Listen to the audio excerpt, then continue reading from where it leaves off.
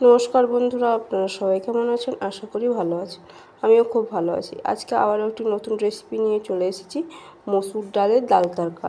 মসুর ডালের ডাল তড়কা বানানোর জন্য আমি প্রথমে কড়াইতে পরিমাণ মতো সরিষার তেল দিয়ে দিলাম। তেলটা গরম হয়ে গেছে, এখানে আমি গোটা জিরা দিয়ে দিলাম। জিরাটা ভালো মতন আমি ভেজে নিব। এবার আমি এখানে টমেটো, পেঁয়াজ, আদা, রসুন এবং কাঁচা লঙ্কার পেস্ট বানিয়ে রেখেছিলাম, ওইটা দিয়ে ভালো করে আমি কষিয়ে নিব যতক্ষণ কাঁচা গন্ধ না যাচ্ছে। এই ডাল তড়কা রুটি বা পরোটার সাথে খেতে অসাধারণ লাগে।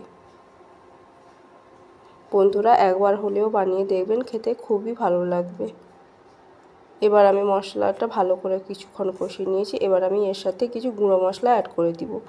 এর মধ্যে আছে ধনে গুঁড়ো, জিরে গুঁড়ো, হলুদ গুঁড়ো, পরিমাণ মতো লবণ, কাশ্মীরি রেড চিলি পাউডার এবং ডাল তড়কা মশলা।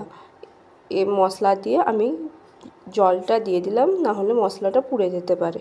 এবার জল দিয়ে ভালো মতন আমি কিছুক্ষণ কষিয়ে নিব।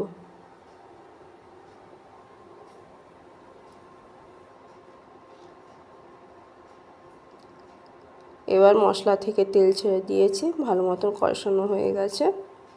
এবার আমি মসুর ডাল 1 ঘন্টা ভিজিয়ে রেখেছিলাম, ওইটা দিয়ে দিলাম। দিয়ে ভালো করে মশলার সাথে মিশিয়ে নিব।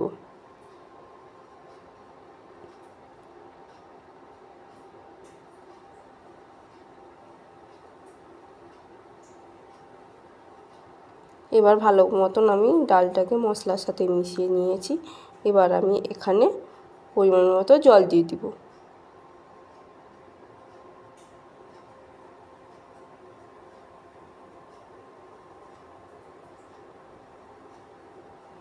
জল দিয়ে ভালো মতন আমি মিশিয়ে নিব।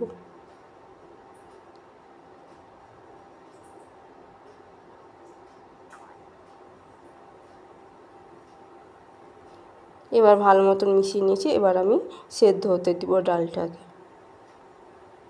এবার আমার ডাল সেদ্ধ হয়ে গেছে ভালো মতন। এবার আমার ডাল তড়কা রেডি।